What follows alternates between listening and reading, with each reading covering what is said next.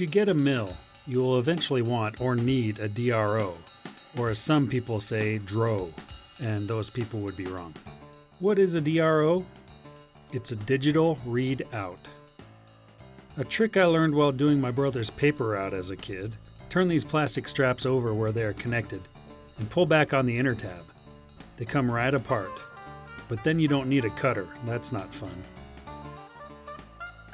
Basically, it tells you where your tooling is with respect to the workpiece, or how far from a point you are, or how deep your tool is plunged into the workpiece.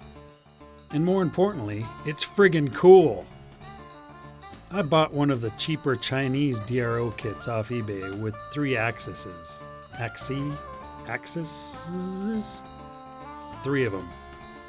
That means you get X, Y, and Z axes.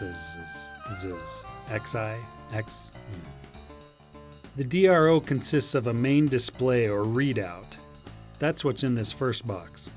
It came with a collet holder. I guess they didn't know that I have a Van Norman 12, so there probably aren't enough collets out in the wild to fill that rack. It has a plastic cover to keep the schmoo off.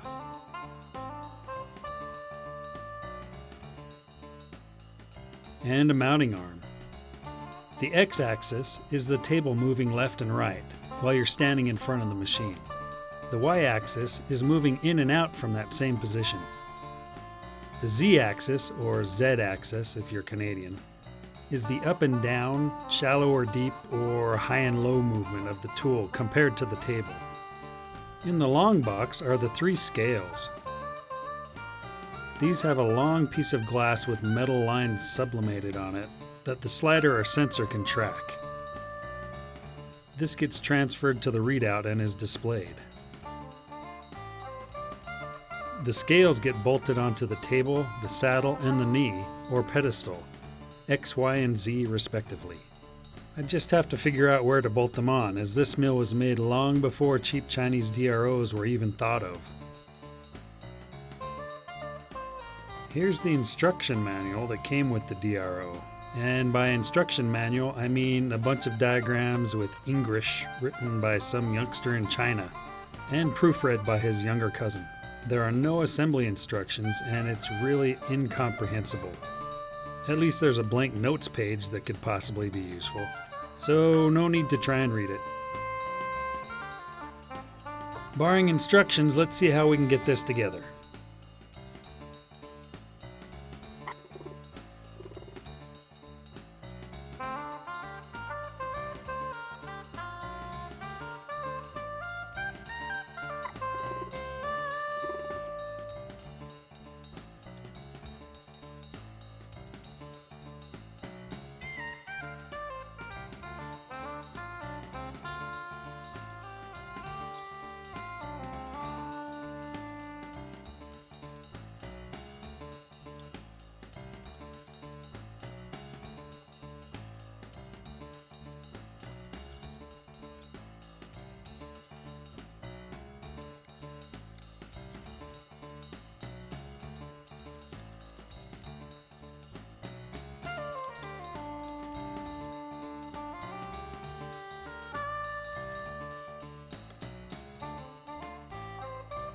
Close enough.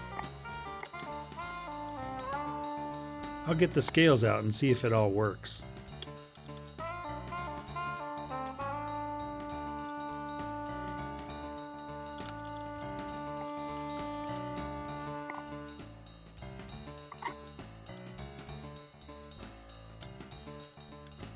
The connectors are like the old monitor connectors. Not the ones you're thinking about, but the ones that are older than that. There we go. They all work.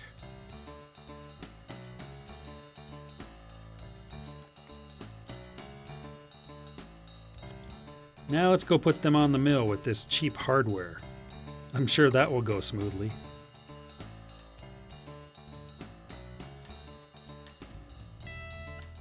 First order of business is to take the Kurt vise off. So much for tramming it. I'll move it to where I can get behind the table to find a nice mounting point.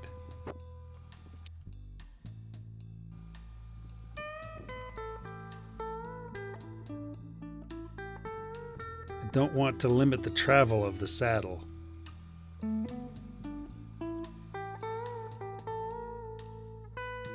But I think I need to mount it on the back.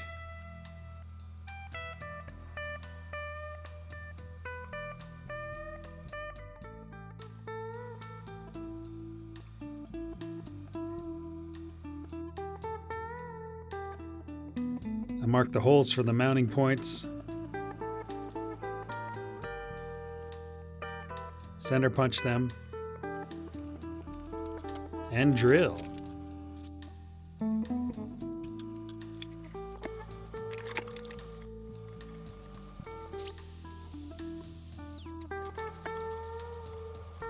Now I tap them for the bolts.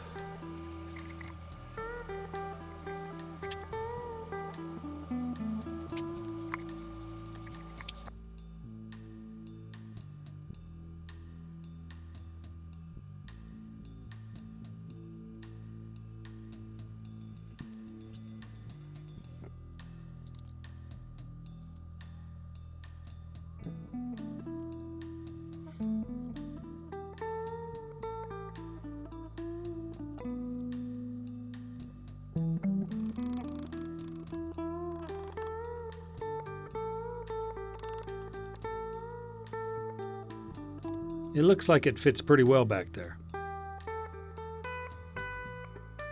And it should be pretty easy to mount the slider.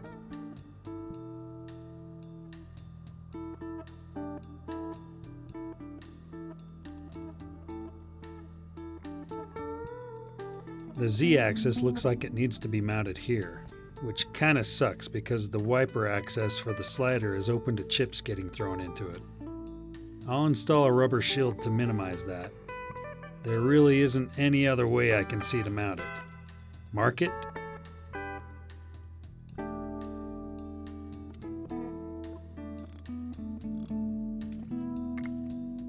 Drill it.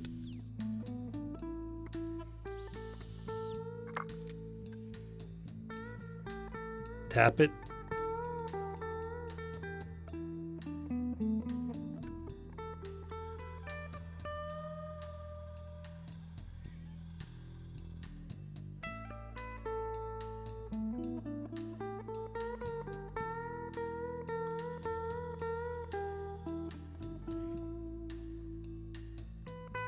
Install it.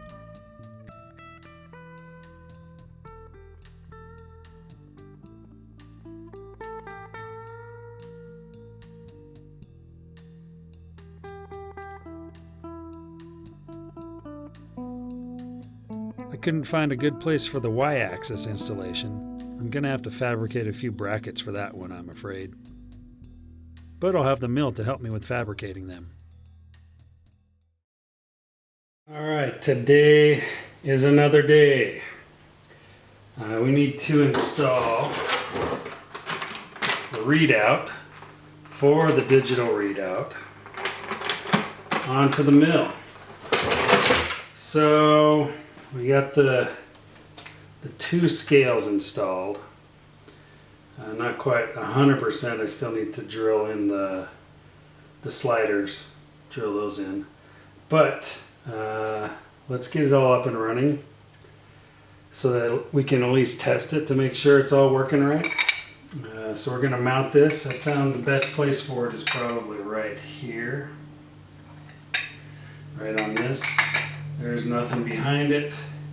It's just a big, nice, thick, solid piece of cast steel. So let's go through it.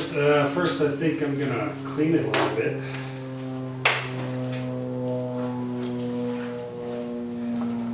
Bit of a not glass cleaner just to get all the crap off of there.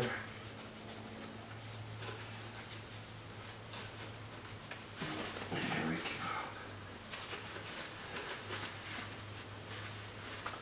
That'll do. Alright, so let's just mark it up here.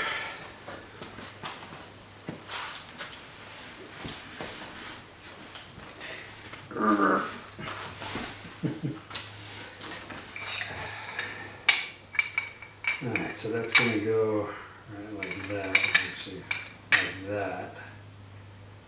So I'll hold that up and I'll mark the holes. Just doing this on my sight here.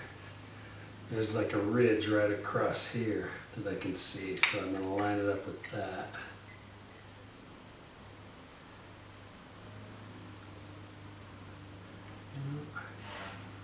Hopefully this goes far enough in. It's actually going to mark. Let's see, that one worked. No, it didn't. Alright, so I'm going to get, instead of a short little marker like that,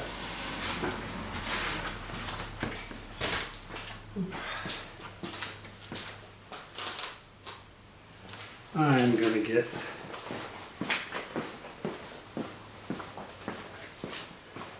un crayon à bois. Or as they like to say in the States, a pencil. Alright. So I'm going to get that lined up.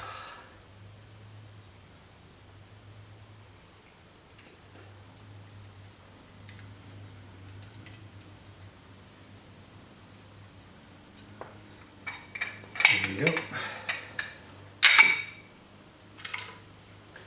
I just need to punch those, get the drill bit started. I'm going to use 1/4 screws.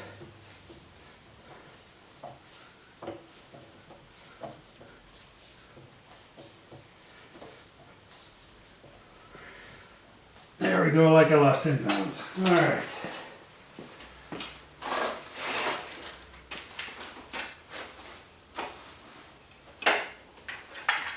There we go. The garage has been in disarray since I got these machines. Still trying to figure out where they go, how they're going to fit, and still get the cars in here until I build the shop in the backyard. Oh yeah, much easier to go back here.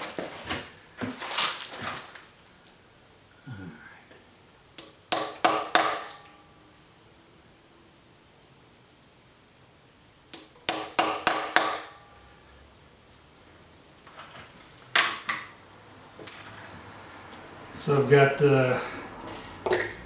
for this 1/4, I went and got the set from Lowe's actually. I got this one. Comes with the tap and with the drill.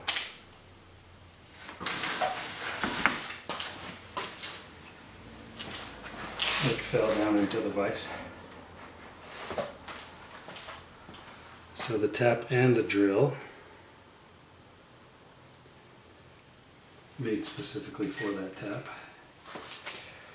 Let's get the drill for the drill.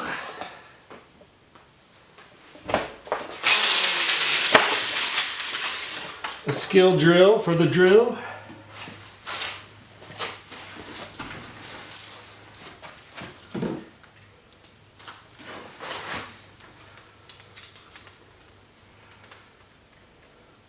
I don't need to go all the way through using these, so I don't really need to get all the way through it. And it's cast, so it should go pretty easily. Safety squints.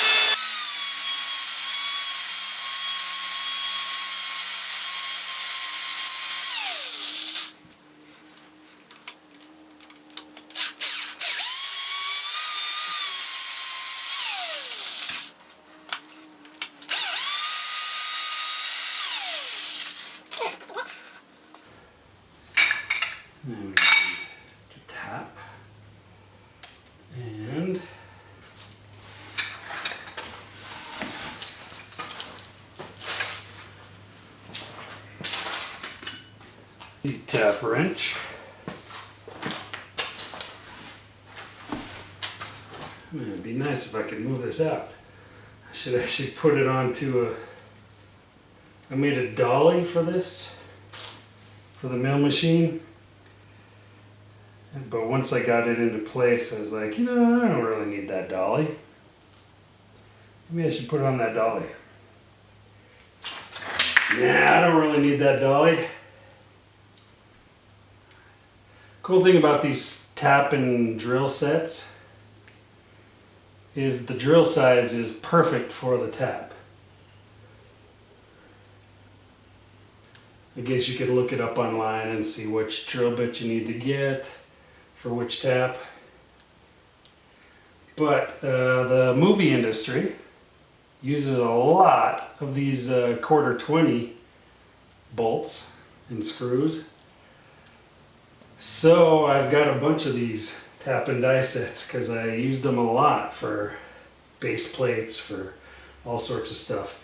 If you look on the mounting point of your tripod on maybe your like a 5D or you know even cinema cameras nowadays, they have a quarter 20 thread on them.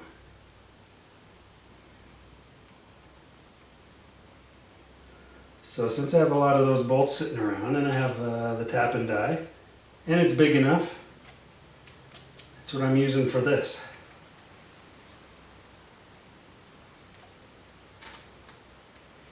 Kind of got to let it thread itself. No pushing, just kind of let it thread through. Go in there, break the chip off. Go in a turn, break the chip off. You know. It's like you're milling or using a lathe with a tap. You got to break that chip off, or else it gets stuck in there. And you don't want to break a tap off into what you're working on, because taps are hardened steel and you can't really just drill them out. You got to fish them out somehow, and that sucks.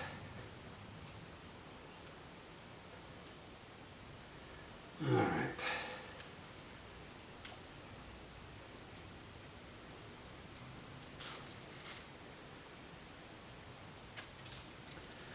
Now we'll blow some compressed air in there to clean them out.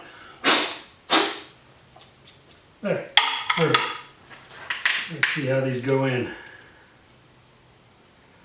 Perfect. They fit right in there.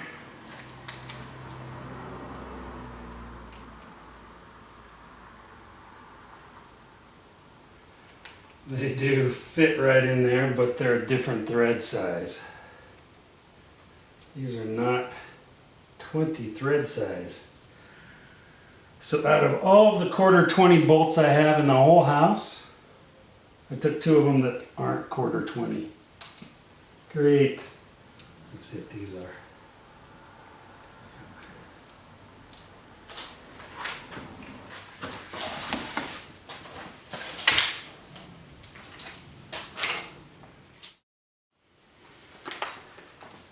Alright, so rummaging through my old stuff, I found this old red one bolt set. Man, those were expensive back in the day. But I found a couple bolts for them.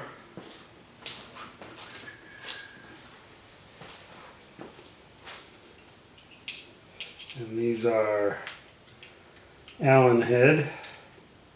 So I gotta get the right Allen wrench for them. Here we go.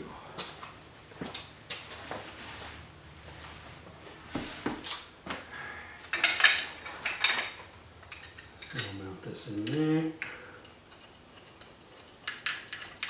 Screw that in. Mount that in there.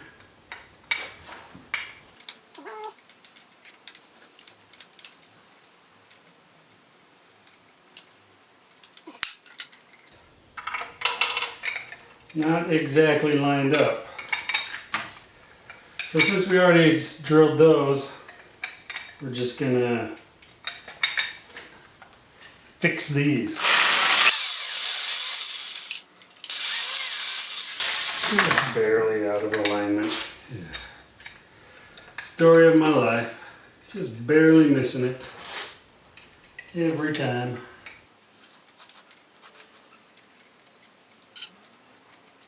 Alright, so that's just missing to that side, so I gotta go. Alright.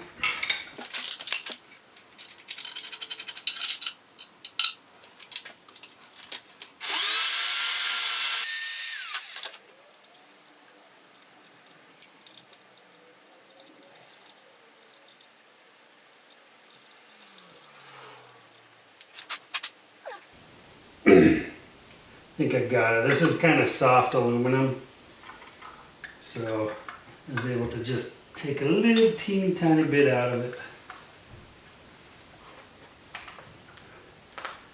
There we go, now it goes in.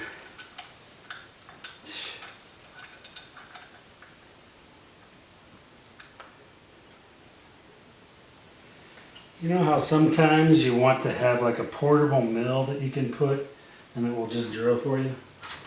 Yeah, this is one of those cases. But it'll be nice and tight.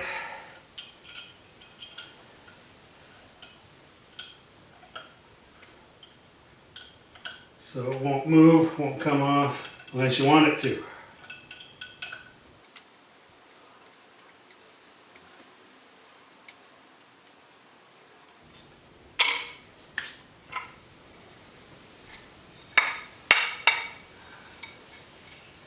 Alright, this still has the protective stuff on it. Should I peel it off or should I leave it? I'll peel it off. You can hear that. Ooh, nice.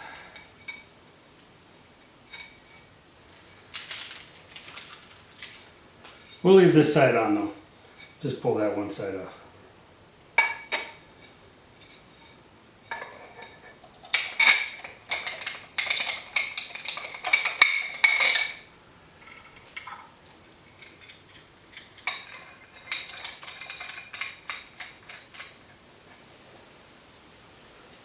Alright, there's that. I guess we should tighten that down, huh? So it's not moving all around.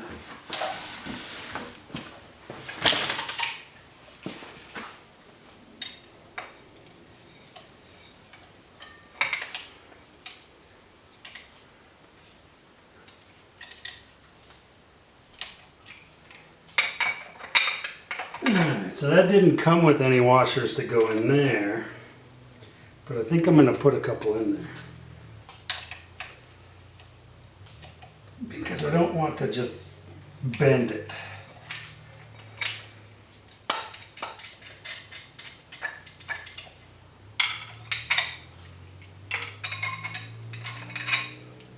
So I'll be right back with a couple washers. Alright, got a couple of washers to put in here.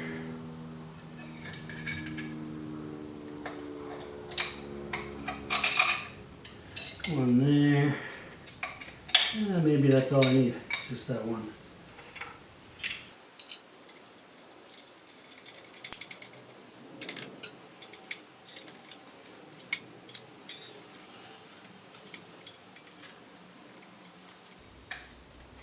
There we go, that'll do.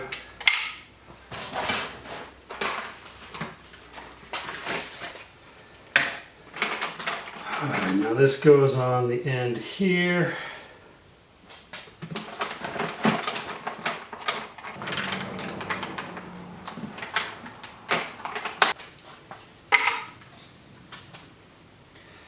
This one has the washers, plastic ones, so we can move it. I like to move it. So we'll put one of each on top.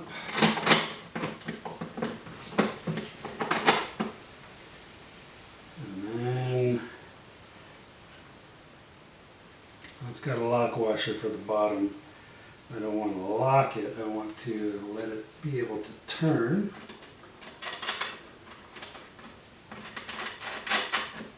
So put that on anyways.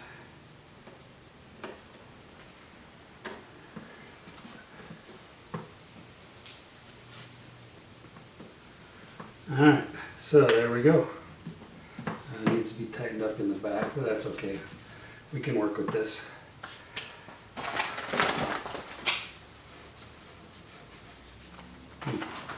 Alright, protective cover, you know, because you don't want it to get dirty being in the shop. And you need to put this one on first before you hook everything up, because there's little cutouts for everything in the back. Put that there. And let's see, where is the plug? Plug that in and throw that over.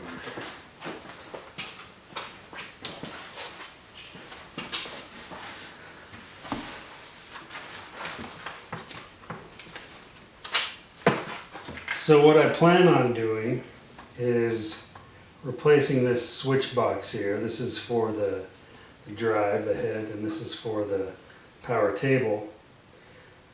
I want to change this so that I can reverse the head rotation, polarity, and then I want to put in just a normal electrical outlet so that this can plug directly right into the same power, so you only have one power going to the wall. But until that's up and running, we got this. Alright, that's plugged in. I'll pull these in. I said I haven't had the time to hook up the sensors yet, the readers. So we'll just stick these on. Turn it on, show you how it's going to work. Here we go, welcome. ABS. Very expensive on Porsches. Alright. So, let's zero these out. And I've got one of those things here. You can see the Y-axis is working. Cool.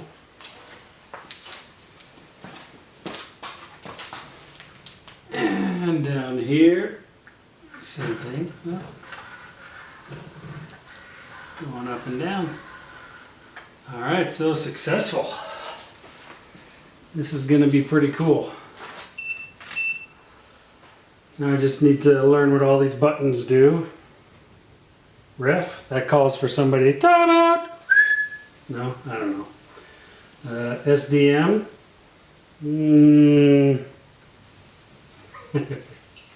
Tool, yeah, I'm a tool. EDM, there we go. I can get behind that. Alright. So this is pretty much all set up. I still need to drill a couple holes and screw in some screws to get those sensors working. Then we can start using this thing. I don't know how I'm going to do the knee back and forth here. I still need to figure that out. If only I had something that I could mill some adapters for it for. Yeah, stay tuned for that. I think we're gonna finish this video here. And if we ever do get that third axis going, we'll do a video on that and show you how that worked. Cool. Alright, thanks for watching again. Check out my other videos. There's a whole ton of different things in there. Somebody's got to find something they like, right? See you later. Looks pretty cool, doesn't it?